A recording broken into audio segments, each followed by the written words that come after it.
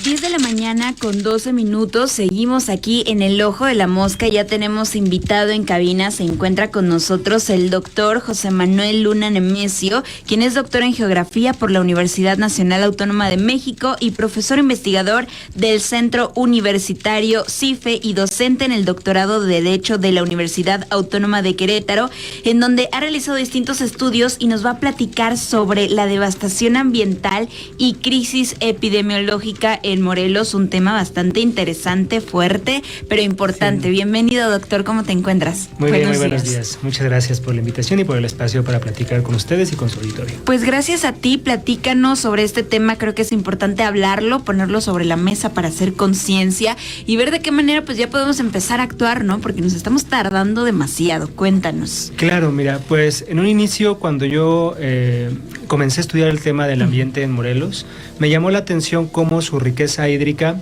empezaba a ser cada vez menor, ¿no? Había menos agua disponible para los diferentes usos, tanto domésticos como municipales, también para el trabajo de los campesinos y para ciertos sectores de la industria. Y avanzando en esa investigación me di cuenta que un problema mayor es el problema que tiene la contaminación tanto del agua, pero también del suelo y del aire, que diversos procesos de industrialización y el tipo de urbanización que se lleva a cabo en la entidad, pues ha provocado, ¿no? Este problema que ya es de interés público, que ya se tendría que estar tomando acciones por las diversas secretarías de Estado, que las propias empresas deberían acatar la normatividad vigente tanto a nivel nacional como estatal, pues se agudiza con la presencia no solamente de zonas de afectación ambiental, sino también con una complicación en el tipo de enfermedades de la población que vive en zonas aledañas a fuentes de contaminación, por ejemplo el ingenio azucarero de Zacatepec, o parques industriales como los de Yecapixtla, Cuautla, o ahora en el sur de Cuernavaca, en el parque industrial de Cibac, también se encuentra ya una presencia de fuerte impacto en nuevo tipo de enfermedades que antes la población de allí no padecía.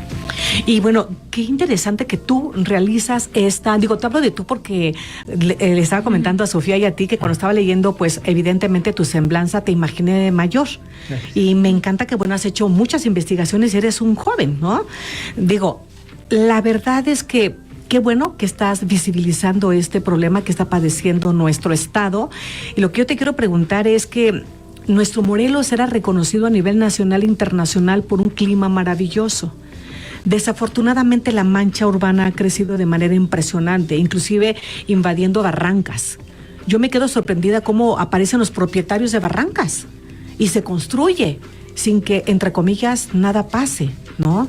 Entonces, ahí en esa cuestión, cuando estamos viendo que, por ejemplo, en nuestro Cuernavaca, que tenía grandes quintas y hoy son fraccionamientos, contribuye todo esto de manera determinante en todo el tema que nos estás comentando. Claro, hay una desregulación en el uso de suelo. También ha habido una falta de cumplimiento por parte de las autoridades municipales para plantear un ordenamiento territorial y una regulación en los procesos de urbanización. Y sobre este vacío de la presencia del gobierno, los diferentes grupos de capital de corte inmobiliario han aprovechado para precisamente construir grandes fraccionamientos, son las grandes unidades habitacionales que podemos encontrar en Xochitepec, en Temisco, pero también a manera de un reflejo de lo que ocurre en la Ciudad de México, el tipo de ciudad que se piensa construir ahora en Cuernavaca son estas grandes torres de condominios, como las que hay, por ejemplo, en la Plaza Veranda, que es la primera de una serie de proyectos de urbanización que apuntan a desarrollarse a la entidad con el peso ecológico que eso implica, ¿no? No solamente de alto consumo de materiales, alto consumo de energía, alto consumo de recursos hídricos, sino también que es ya un problema en el Estado, la generación de residuos sólidos, la generación de basura, que los basureros y los rellenos sanitarios que hay en la entidad ya están a tope, no solo por la propia producción de la población de Morelos, sino que Morelos importa grandes toneladas de basura a diario de la Ciudad de México, lo cual tiende a colapsar los sistemas de recolección de basura municipal.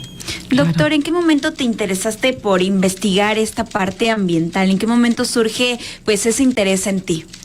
Mira, cuando yo llegué a vivir a Morelos para estudiar aquí mis estudios de maestría en 2012, pues poco a poco ya viviendo en Cuautla y posteriormente en Tepoztlán y ahora en Cuernavaca, me di cuenta que no eran problemas aislados, que no eran problemas de contaminación de agua o de escasez de agua, problemas de deforestación, problemas de contaminación de aire o de basura, sino que formaban parte de una articulación de problemas que se iban complementando, que se iban complicando entre sí. Y bueno, más allá de ese interés académico, sociológico sobre el problema, pues yo al tener una hija y que esa hija vive aquí en Morelos, me di cuenta del gran riesgo en el que estaba ella en términos del futuro ambiental, ¿no? Que se le estaba dejando, y así como ella, al resto de niños y de jóvenes en Morelos, y también a la población adulta, que más allá de la edad o de la generación a la cual pertenecen, es una producción de una vulnerabilidad social muy amplia, ¿no? En muchos términos, no solamente en lo social o en lo económico, o en lo de seguridad, sino en lo ambiental, y lo más sensible es la vulnerabilidad que hay en términos de salud, ¿no? En los últimos años el tema de COVID ha acaparado los titulares, pero otras enfermedades que ya formaban parte de una pandemia a nivel global, como es el cáncer, la diabetes, la insuficiencia renal y que son crónica, devastadores. que son devastadoras, pues hoy en día parecieran tener un grado menor de avance, un grado menor de incidencia en el perfil de enfermedades o de muerte por enfermedad de la población morelense, pero desafortunadamente Morelos tiene los primeros lugares, por ejemplo, de muertos en insuficiencia renal crónica, donde no es por problemas hereditarios, no es por problemas solamente de consumo de alimentos industrializados o procesados, sino ahí la variable ambiental tiene un peso importante.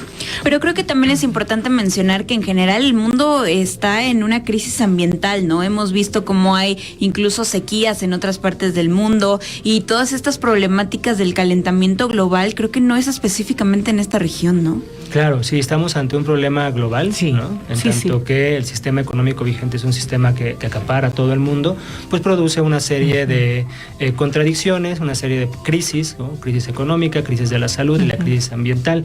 El tema de México, y en particular de la zona centro, es que durante los últimos 30 años se ha vivido una desprotección de los derechos tanto laborales, pero también los derechos ambientales de la población, ¿no? México fue uno de los grandes laboratorios a nivel internacional, donde diversas políticas de ingeniería económica, ingeniería social, ingeniería de conflicto en términos de violencia, pudieron avanzar hasta destruir los tejidos comunitarios, las formas tradicionales de cuidado de la salud, de cuidado del ambiente. Por eso hoy en día la población no tiene de manera inmediata o a la mano formas autogestivas de cuidado de la salud o de cuidado de la naturaleza, y eso es una de las principales tareas a realizar, el reconstruir el tejido social comunitario, el rescatar todo el conocimiento de los pueblos indígenas, de pueblos de generaciones anteriores, para poder tener una base desde la cual poder hacer frente a este problema que tenemos en la entidad. Claro. Doctor, ¿de qué manera estás difundiendo tu trabajo? ¿Dónde podemos encontrar más acerca de tu investigación? Claro, mira, además de esos espacios, los cuales nuevamente agradezco para poder difundir la investigación, en el Centro Universitario CIFE tenemos la página de internet donde se publican los estudios científicos que tanto yo como otros investigadores que formamos parte del centro nos vamos publicando.